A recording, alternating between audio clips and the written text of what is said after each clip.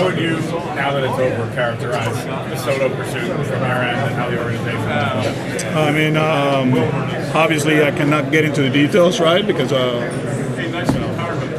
but from my end, it was fun. It was fun in a way, to get to know people, right, and players of that status. It's amazing. The kid, he gets it. He gets it. Let's put it that way. And obviously, I always have fun with the group that represents him. You guys know how I feel about them. And but it was a good experience, and I learned a lot. What's the reaction like last night when you hear what happened? So, I was with Sam and Eddie at a restaurant right down the street, and it came out. They're looking at their phones, and all of a sudden, Scott is coming with his army of personnel. Like it was kind of like the gladiator, like him walking, But it's good for baseball. That's the way I see it, man. I think everybody was waiting for this to happen, and obviously, it was interesting the way everybody reacted when we were in the restaurant. Where do you guys go here? Now that this is off the table, kind of where do you guys go? We have plan A, plan A1, A2, A3, A4. So, there's a lot of ways to accomplish what we are set to do, and we've been talking about winning the division, right, and making it to playoffs. And there's different avenues, different ways, and we can attack them, and, and hopefully we can execute.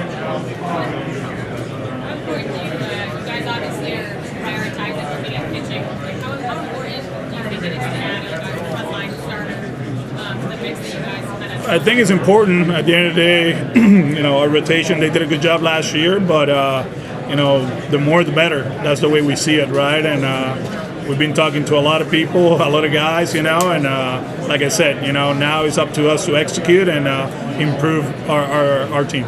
When you spend a couple of weeks sort of marshalling, and I know you carried on other conversations while the Soto thing, but, that requires a lot of energy and a lot of focus, and now that's gone and you got to pivot to something else. How challenging is that? I think you got to ask that one to Bress and the front office. For me, was just being part of it, and then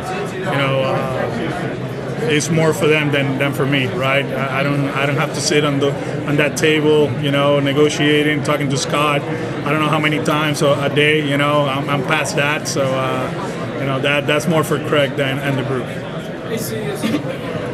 Plan A, Plan B, all the plans. A1, A2, A3. I didn't say B. A1 was to tie up a lot of money, right? So that's like waiting on that. Now, as you see there today, before anything else is announced, is it kind of exciting as a manager that this could go a number of ways? You could help yourself in a number of different ways? I think the offseason has been excited the whole time. We talk about it towards the end, right? And when we sit down after the season was over, that it was going to be an important offseason for the Red Sox, an exciting one. And so far, so good. I think we have done our research. We have talked to people, and like I said, we're going to improve the team. How we're going to do it, we'll see. But it's been fun so far. There's been a lot of talk about moving Rafi off third, creative stuff like that. I don't know where that comes from. I haven't talked to Rafi about that.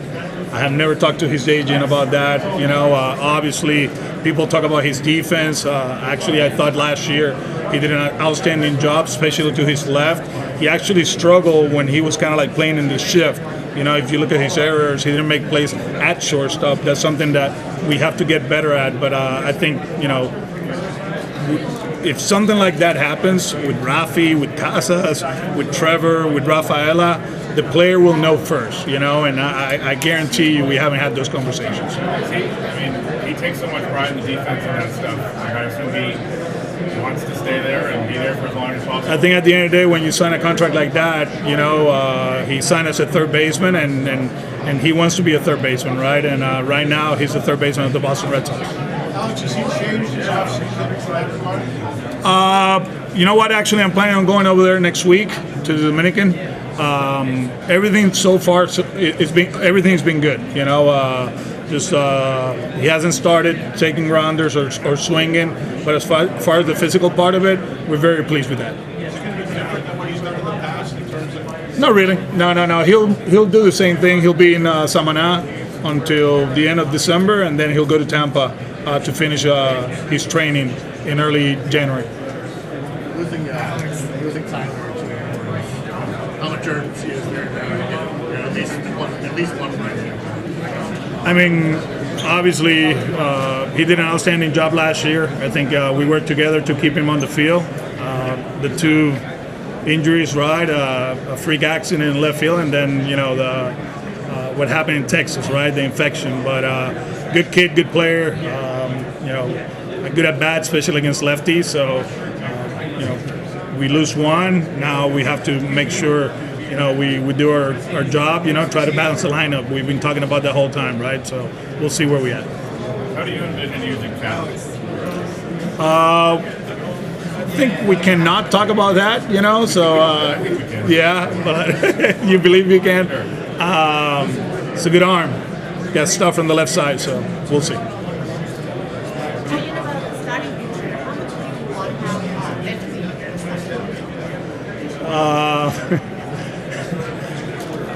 We want good pitchers. Lefties, righties. If you throw with both hands, go ahead.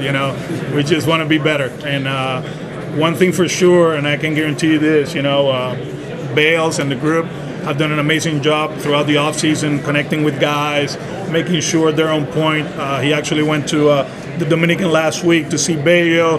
He was in Fort Myers 2 weeks ago. So I think I always talk about an MVP in the offseason, right? So my MVP is Bales. He's our MVP right now. Well, you are negotiating, but you are in the middle of, in terms of watching the team being built. We just had a big offer from a big guy. Does this offseason feel different for you than other off seasons? Yeah. I mean, like you said. Yeah. Yeah, but that's the thing you were saying after the season. Yeah, I mean, the conversations with the players are a lot different than the last 2 years. I can guarantee you that. It's more about what we are trying to accomplish at the big league level, understanding where we at. With as far as like player development. And it's not only 4 good players, by the way. There's more. And I think people forget about that. You cannot sell player development and a great organization only with 4 players, right?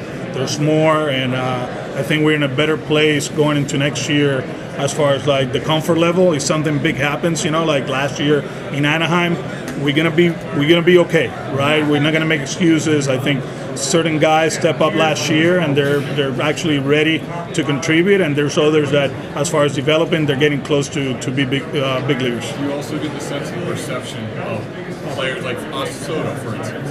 Perception from him was like, oh, you got a good team. Yeah. It's and they actually know a lot about who we have and what we're trying to accomplish. It's been refreshing, to say the least. It's a lot about just trying to get the defense to play better, and I think we've been having this conversation 4 years in a row, right? So if you keep Devers at third and Casas at first, and Arnold, really only you have second base. Do you think that's enough in what you might do internally to help those guys? I mean, our job is to keep trying to make them better. Obviously, it's a different coaching staff. Flo is with us now, and are we going to do things differently? Yeah, we have to. We keep trying, and we haven't been able to be successful. I think in the outfield, we did an amazing job. In the infield, let's try to push him to be better. And hopefully we can do that. You guys haven't made it official yet, but adding Chapman to the mix. Yeah, that's Chris asked me about it. I said I'm not supposed to talk about it, but yeah, stuff plays. How do you look at, if he's hypothetically on your team, how do you look at the 9th inning with him, Slayton, Hendricks?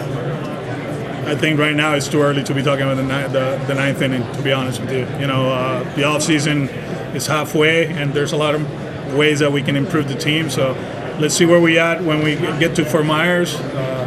Let's see where we at after the Mexico series. And when we get to Texas, hopefully somebody closes that game and we win it. So we have to wait. And with Whitlock, how do you? He's progressing. He's doing well. I think the conversations now are not about developing him. Is he a starter or reliever? We'll use it the way we see it, right? And he was a very successful reliever in 21. He's been an okay starter for us. Obviously, injuries have been part of his path, but I think, to be honest with you, we'll use him the right way, and the right way will be kind of like high leverage innings. If it's early or late, we don't know yet. How about Giolito's progress? He's doing well. He's actually in Fort Myers. He spent most of the time over there. Bells was happy with the way he's going about his business. Obviously, the group down there, you got Cutter and you got Wink, and Bernie's down there too. So far, so good. Given that wasn't a full-fledged Tommy John procedure, would you expect him? As far as like time, to be honest with you, I'm not sure, but I think the progress is good, and everybody is pleased. Yeah. When Shohei Ohtani was posted a long time ago, the Sox was in. Where is this? Ohtani? Yeah, when Ohtani was posted, Red Sox was very seriously involved. But this time, did you see the difference? Like, I very talented player. My bad. I can't hear you. I think she's asking about Sasaki. Oh, Sasaki, good pitcher. Yeah, young, throws hard. Yeah, we'll see. When you see the differences, when Ohtani was posted and then now, do you see the differences? I don't remember Ohtani when. I wasn't here, right? Yeah. 17 going to 18. Oh yeah, it was 17 or 18. 18. Yeah, 18. Yeah. I was here, but he was. I think it's different. I think this guy, obviously, like with Ohtani, he's just unique, right? Like the hitter, the pitcher, this guy, he's a good pitcher too. He's pitching high, like at the highest of, games, right? Being part of Team Japan and being successful. So we'll see what the future holds. What are you looking for backup catcher? That's something we've been talking about it. I think obviously, I don't know if it's left-handed. Has to be a left-handed hitter. Last year we went both ways, right, with Reese and then with Danny. Just thinking about Danny pulling the ball and hitting the ball in the air and then hitting homers at Fenway. So we're talking about it. I think the defensive part of it is something important. That's something that we're not hiding from. We have to be better. And I think Connor is putting the work to clean a few things up, and we feel good about him. But obviously, having somebody that can help him will be very important, especially in the defensive part of it. I think that's going to be the route. Alex, ¿qué opinas de la serie que van a disputar en México, que vayan los Red Sox, un lugar donde está lleno de aficionados? Sí, va a ser interesante. Obviamente, ir a México es un honor, es una plataforma increíble. Son aficionados del deporte, les encanta el deporte y de verdad que estamos contentos de poder ir allá y representar a los Medias Rojas de la manera correcta. You obviously Mexico. spent a year with Bregman. There's now talk about him. Like, just what kind of impact does he have on the player? Alex is a good player, man. He's a complete player. He's a player that he's been in winning teams, right, his whole career. Good defender. Offensively, he's really good, and he's a guy that a lot of people are talking about, right? And I do believe he can impact a big league team, a championship caliber team. He's that type of player. He's talked about a willingness to move to second. Or how do you think he would kind of work there? He should be okay. Yeah, we actually had that conversation in 17 when I was with the Astros. We made some adjustments at third base, kind of like where he was playing. He was feeling uncomfortable. At the end, it paid off for him, right? He's a Gold Glove defender at third. But I always envisioned him like playing in the middle of the diamond and those were conversations in 17. So he can adjust, and he has the baseball IQ to do that. People might think the double play might be an issue. I don't believe so, but I think he can do whatever. How much would you like to just finally get that position solidified? It seems like since Pedroia went down, you guys. Was it Pedroia went down, or when I didn't sign back in 08? Yeah. It's important. It's important. We have tried, right? And Obviously, in 18, we had two guys that were pretty solid, right? Holt and Ian, right? They did an outstanding job. We'll see. We'll see. One thing for sure, and this is something that I'm looking forward to. Vaughn is having an excellent offseason. He's gained some weight. He's putting work, trying to be more explosive. It'll be interesting. I think last year, and we talk about it, right? Like his offseason wasn't great. He went to Puerto Rico. He got hurt. He got hurt again. Then he got sick, right? So let's give him a mulligan, right? And let's give him an opportunity to go to spring training and battle for a job and see what happens. You have a pretty young team, other than Trevor. I think every position player starter is under 30. What could a guy who's had the kind of experience that Bregman's had, what could that mean from a leadership standpoint? Obviously, I cannot go deep into the player, right? But it's important. I think leadership means something, right? In the clubhouse, we've seen it before, right? If you look at the two teams that were successful since I've been here, you know, there were some voices in that clubhouse, right? And they were loud and they were very clear, and people actually listened to them. So we'll see what the future holds. But I think you know, veterans, you saw it in the playoffs, man. You know, like that team in LA, they can talk about talent and their payroll and their Hall of Fame players, but something happened before Game 4, I think, with the Padres, right? Freddie didn't play, Kike plays, he's a homer, and they took off, right? So experience matters, right? And I think that's something that we're talking about it, and hopefully we can add somebody that can help in that department, and obviously being a good player. Specific players aside, do you need more voices in your room, do you think? I think we need guys to step up and be outspoken, talk a little bit more. They can do it, you know. I'm a big believer that you don't have to have 15 years in the big leagues to be a leader in the clubhouse, and you know, we give them the platform to do it. You know, I'm very open about that. You know, if you have something to say that can benefit the team, go ahead and do it. We have time for one more. He's in Boston, right? Yeah. He's over there. Actually, yeah, he's doing well. Working with Kiyoshi 3 times a week with Masai as far as like the rehab. So far so good.